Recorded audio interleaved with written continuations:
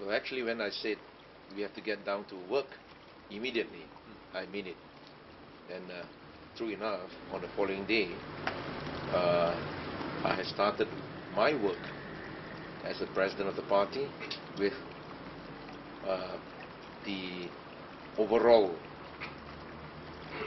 review of the organization, the party organization. Of course, that is absolutely necessary and crucial, because after all, the party organization is going to be the nerve center of the entire party. And of course, when you ask me about the priorities, I need to reiterate once again that there's no such thing as single priority. We might have a few things, several initiatives that have been prioritized, and we need to do it. We need to handle such priorities at the same time, rather than one at a time. So can you name any of them? Sure. Firstly, of course, the party organization that I mentioned earlier, that encompasses the deployment of manpower within the party. As I said earlier, we need to put the manpower or human capital to good use, and I'm more concerned with the effectiveness of the machinery, and also on top of that, of course, the party assets management. Definitely, I need to have a better insight of the party assets, and of course, in face of the mounting challenges, political challenges in particular, now certainly I need to strategize appropriately with the input from various quarters, including the grassroots, the think tanks, and sometimes even inputs from the media and the public. You must understand that to set our time frame is easy, but end of the day, you still need to take cognizance of the possible challenges, or even sometimes there's some unanticipated problems cropping up.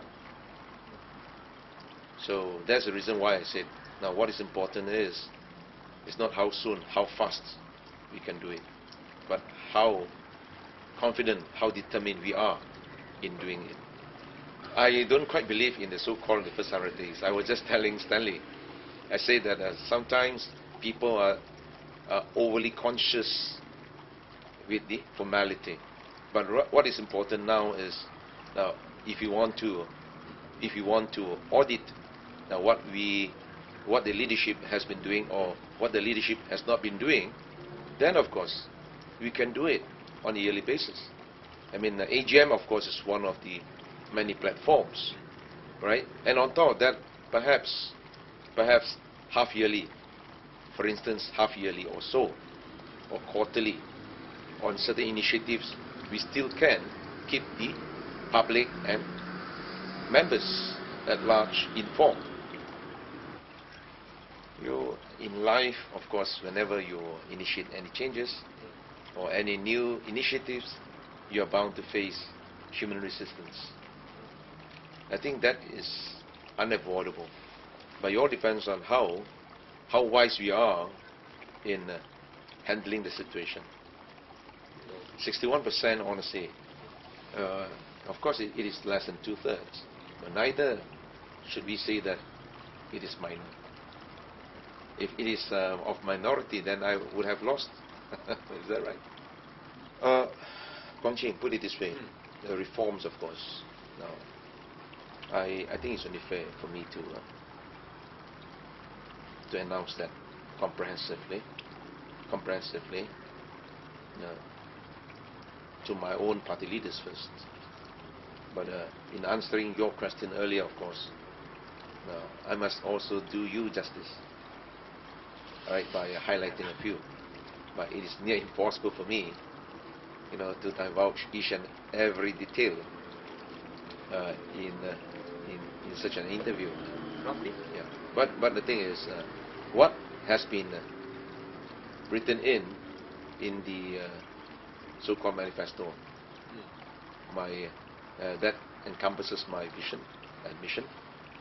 That would definitely be further elaborated, and hopefully all could be translated into action.